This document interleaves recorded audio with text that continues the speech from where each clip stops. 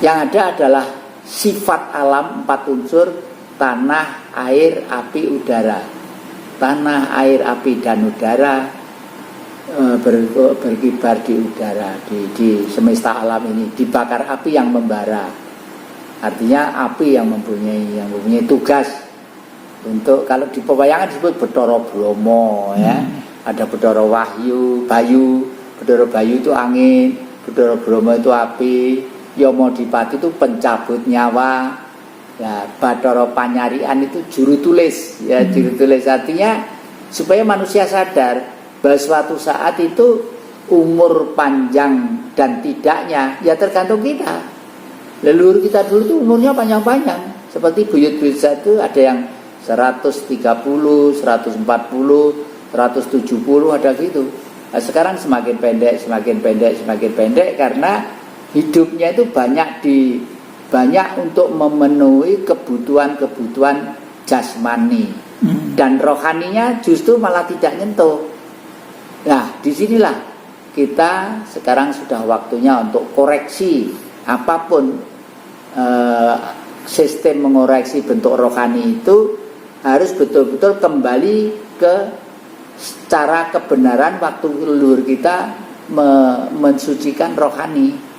Jeneng namanya aja udah roh. Roh itu adalah kehidupan halus.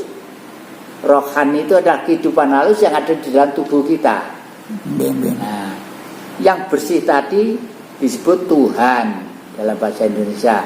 Dari kata-kata Jawa, tuhu ono, sebenarnya ada. Nah, itu. Jadi leluhur kita itu sudah, makanya kalau di dalam agama leluhur kita dulu, satria-satria dan raja-raja itu memakai jamang.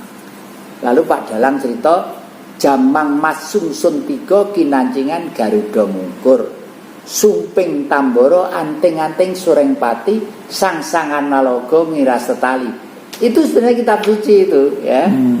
Misalnya jamang mas sungsun 3 untuk ketemu Tuhan ya 3 fase: syarikat, hakikat, makrifat dalam agama ya. Makanya bentuknya jamang begini. Nah, begini pakai begini. Diikat di kepala. Kenapa kok enggak di perut? Kok enggak di paha, kok di kepala?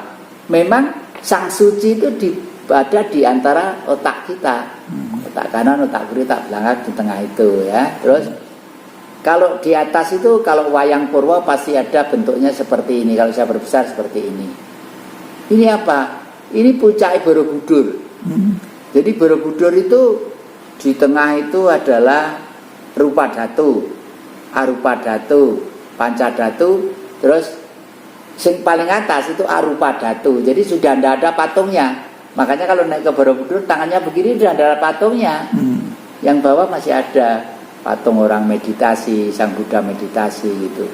Nah, tujuannya apa? Kalau masih meskipun meditasi, meskipun sholat, meskipun meditasi, meskipun sembahyang dengan caranya apapun, kalau masih punya fisik dan bergerak itu masih belum. Yang iya itu adalah kalau sudah gerak tidak ada negara, maka dari itu orang dulu umumnya itu adalah sedakep saluku tunggal ngeningaken Babanawa Sanga ngekes Pancandriya sajungkas kang sinidikara. Ana swara datang kamirengaken, ana gondo datang digondo, ana penciuman tak dicium, ana rasa tan rasa. Mung nunggal sejati, rasa sejati ya sejati ning rasa. Nah, itu jadi itu sebenarnya ajaran-ajaran yang indah dan asik sekali. Penerus Jokowi itu nantinya harus keras dan tegas karena memang membina bangsa Indonesia yang sekian ratus juta ya. Berarti Satria ini juga keras dan tegas ya. Oh iya, tegas. Jadi nuwun sewu, Pak Jokowi itu mungkin terlalu sabar ya, terlalu kalem. Kalau Bung Karno waktu itu tegas dan keras. Tapi karena Bung Karno itu masih belum waktunya untuk Indonesia itu melek gitu loh ya. Tapi Bung Karno sudah mendahului apa yang dibutuhkan bangsa ya. Oleh karena itu Bung Karno itu sampai sekarang nuwun sewu sukmanya itu masih aktif. Masih aktif dan bukti-buktinya banyak masih aktif. Karena apa? Karena beliau adalah sosok seseorang yang harus merampungkan kewajiban Nusantara khususnya Indonesia dan dunia untuk bisa tertata dengan baik. Buktinya apa? Pada waktu masih hidup, atau ideologi yang diotak-atik dari pikirannya adalah Marxisme.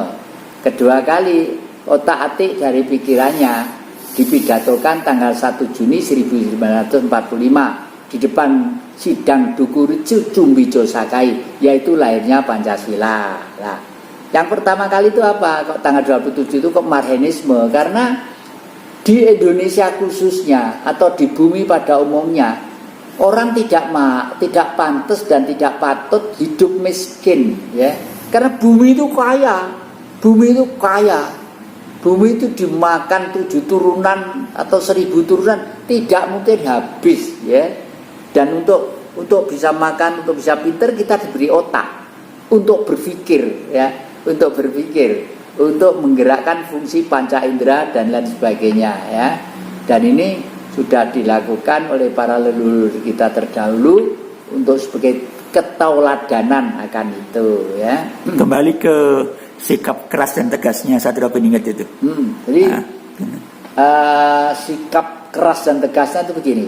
Indonesia itu terdiri dari ribuan pulau, ya, ribuan pulau, ratusan suku adat, perilaku dan bangsa. Itu harus tegas, karena kalau tidak, semua diberi keluasan seluas-luasnya, ya udah malah tawur-tawuran, ndak karuan gitu, seperti digambarkan pada waktu Astino.